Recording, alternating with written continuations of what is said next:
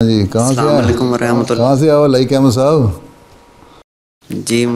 جی حضور، کہاں کے رہنے والے ہیں؟ اتر پردیش۔ اتر پردیش کے ہیں، اچھا کیا فرماتے ہو؟ حضور میرا سوال یہ ہے کہ نمازوں میں لذت اور دعاؤں میں سوز کس طرح پیدا کر سکتے ہیں؟ کمال ہو گیا، درجہ سادسہ میں پہنچ گئے، ابھی تک یہی نہیں پتہ لگا۔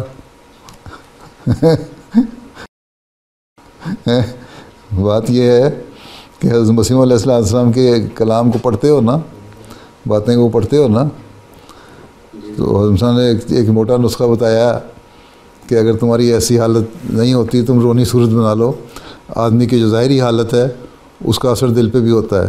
یہ فرمایا ہوا ہے نا حضرت مسیح علیہ السلام نے، پڑھا ہوگا نا کہ نہیں پڑھا؟ جی حضور پڑھا ہے حضور۔ بس پھر کبھی رونی شکل بنا لو، کبھی کوئی تکلیف پہنچی ہے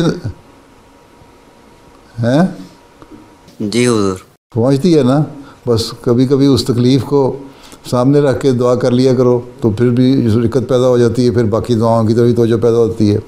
پھر اگر صرف درد ہو دوسروں کے لیے تو ان کے درد کو سامنے رکھ کے دعا کرو تو اس سے بھی توجہ پیدا ہو جاتی ہے دعا کی طرف۔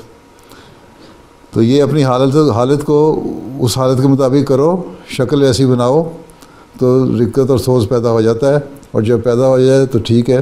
آج کل ایک مربی کا کام یہ ہے، ایک مبلغ کا کام یہ ہے کہ اس نے اپنی زندگی وقف کی ہے، اور اس کا سب سے بڑا چیلنج جو ہے اس کے سامنے وہ یہ ہے کہ ساری دنیا کو اسلام کی حقیقی تعلیم سے روشناس کروانا ہے، آشنا کروانا ہے۔ اس کے لیے بہت بڑا ایک چیلنج ہے۔ جب اس چیلنج کو غور کرتے ہوئے انسان اللہ تعالیٰ کے حضور جھکتا ہے اور مانگتا ہے، اور پھر یہ کہتا ہے کہ میں نے اپنے آپ کو وقف کیا کہ میں اس کام کو پورا کروں اور میں سلطان نصیر بنوں خلیفہ وقت کا، اور میں نے ایک عہد کیا ہوا ہے، میں کس طرح عہد پورا کروں گا، تو ایک درد پیدا ہوگا دل میں۔ اس درد کو پیدا کریں گے تو آپ کی توجہ پیدا ہو جائے گی دعاؤں کی طرف۔ صرف ذاتی درد کے لیے دعائیں نہ کیا کریں بلکہ جماعتی درد پیدا کر کے بھی دعائیں کریں، تو اللہ تعالیٰ پھر ذاتی مسائل کو بھی حل کر دیتا ہے۔ ٹھیک ہے؟ اور بار بار ایاک نعبد و ایاک نستعین کا ورد کیا کریں۔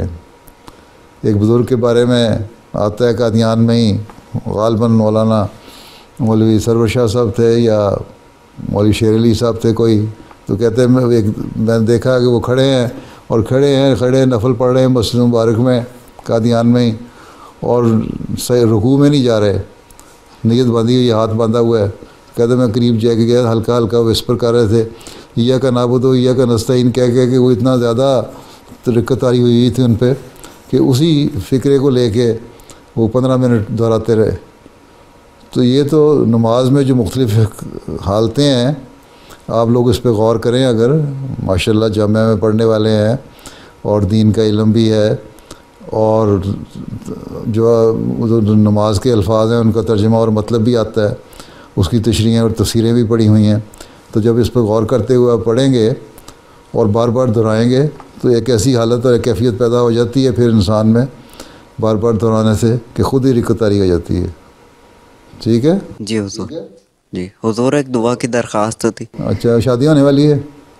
نہیں حضور، اچھا بس اللہ تعالیٰ خاکسار کے وجود کو جماعت کے لیے مفید وجود بنائے اور سلسلے کے لیے نیک نامی کا باعث ہو انشاءاللہ تعالیٰ، اللہ کرے۔ جزاک اللہ حضور۔ السلام علیکم ورحمۃ اللہ۔ وعلیکم السلام، بیٹھ جاؤ۔